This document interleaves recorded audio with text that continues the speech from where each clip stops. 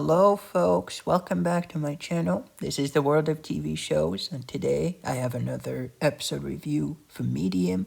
And this time we'll be having a look at the fourth episode of the second season called Light Sleeper. The episode originally aired on October 10th, 2005 on NBC. It was directed by Elodie Keene and written by Peter Egan. So, in this episode, Allison is gonna have to deal with a particular situation as she is sleepwalking, right? And basically, as the episode begins, opens up, starts, she's basically standing in the middle of a highway, and her husband has to come and rescue her before she might get hit by the passing cars, right? So Joe is pretty worried. He's pretty spazzed out about this. So he takes her to see a doctor who is going to be prescribing some medication.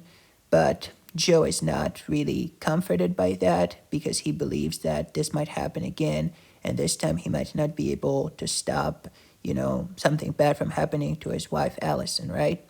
So this is pretty much how it goes. Meanwhile, at the district attorney's office, there is a case involving a missing boy who is thought to have been kidnapped by his own father, as his ex-wife believes, right? And basically, yes, the district attorney is going to have their hands full with that investigation, with trying to find the missing boy, right? And the uncle is going to be basically cooperating a little bit.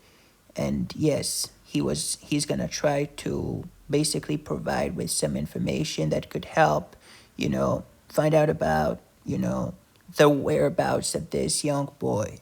So, yeah, this is pretty much how it goes. Also, in this episode, the side story is going to be involving Ariel, who is Allison's eldest daughter, who wants to, since she's in the sixth grade now, she would like to gain more independence. And this time she would like to know if it's okay for her to walk back from school as opposed to being picked up by her mother. So she would like to walk home with a friend, right? One of her best friends, right? And basically, yes, Allison is a little bit, worried about this, especially, in the light of what happened with the kidnapped boy. She's not really at ease with letting her do that. But her husband, Joe, is pretty much on Ariel's side and believes that, it's time to let her grow up, so to speak, right?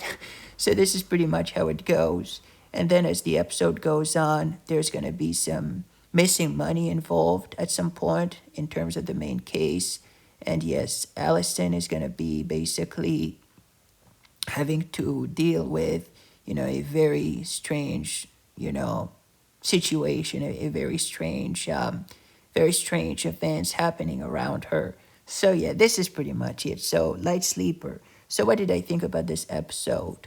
I thought that this episode was awesome. I really enjoyed it, especially the whole sleepwalking thing. And this is not every day you get to see this in an episode of Medium. This kind of different feel, kind of different vibe with our main character, being, kind of, dealing with a specific thing, a specific, how could I say, a specific predicament that they're not really, used to. So I thought that this was pretty good, to have this kind of sleepwalking theme in this episode. And Allison does not obviously know that she's sleepwalking and she's kind of a different person as well. So this is pretty scary, all right? So I really enjoyed this whole episode. I also liked, the whole kidnapped boy case with the mother. And yeah, so I thought that this was pretty good too. And also with Ariel and her best friend walking back from school. Her best friend's name I will tell you in a moment, God willing, as I read the cast members, the actors and the characters. But basically, yes, there's something that's going to involve a boy at a store. And I'll let you find out for yourselves what it is because I don't want to spoil too much or anything. But yeah, something's going to happen to Ariel. All right. Needless to say that her experience walking home from school is going to turn out to be kind of more than she bargained for, so to speak. And I liked the ending as well with the final scene with Ariel and yes, and Allison. Anyhow, so let's move on to the cast, to the main actors, to the characters that they play. So I have the list right here. So we have the main ones. Then we have Alicia Coppola, who is basically play Mrs. Ballou, and Alicia Coppola, right? Like it reminds me of Francis Ford Coppola, same last name, but I'm not sure if they're related. But she's a pretty good actress. She was on NCIS a few episodes. She was in The Dead Zone one episode, I remember. She's a pretty good actress, and in this episode, she was pretty good as the ex-wife. So I really, really enjoyed her performance here. Then we have James Frain, who plays Callie, who is pretty good too, who is British, if I'm not mistaken. And yeah, he played pretty well. He was the uncle of the boy who's gone missing. And yeah, he was also, yes, he's also kind of an asset to the case, so to speak, because he used to work before in, British law enforcement, MI6 or something like this. I'm not entirely sure. I can't really remember off the top of my head. But yeah, something like MI6 or, something like this for the Queen of England, or I really don't know. So I apologize if I'm messing up anything here because it's kind of a blur, right?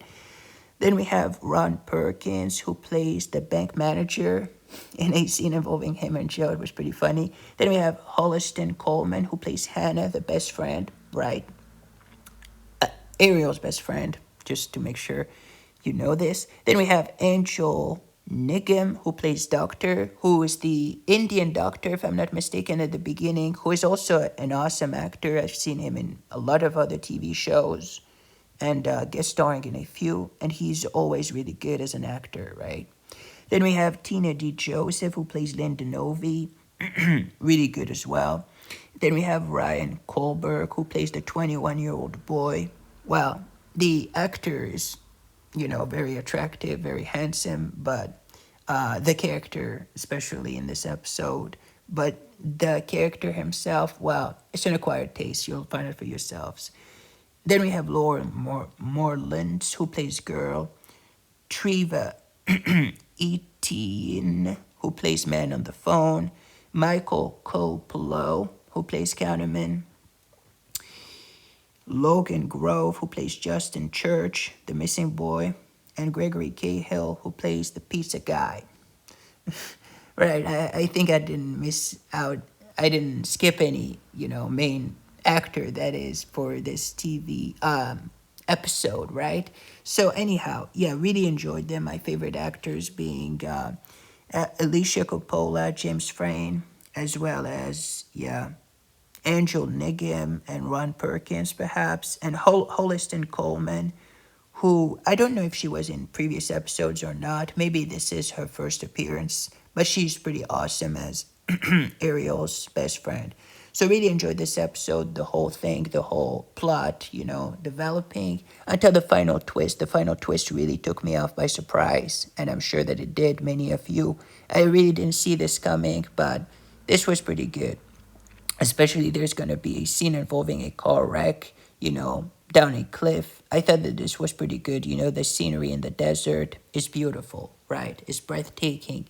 So yeah, really enjoyed this whole episode, the kidnapping case, the way it develops, Allison, and her sleepwalking disorder episode, right?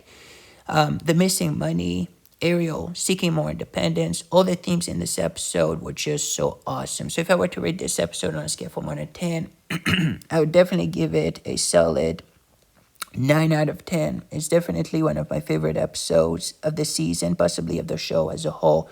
9 out of 10 for me for this episode. Really, really awesome. Really dug it. Really enjoyed the heck out of it. So 9 out of 10 for me for this fourth episode of this in the second season of Medium. 9 out of 10 for me. What about you folks? What did you think about it? Did you like it? Did you hate it? Let me know in the comment section down below. Thank you for watching. I'll see you on the next review, God willing. In the meantime, folks, stay safe. Goodbye. Take care. This is the World of TV Show signing off.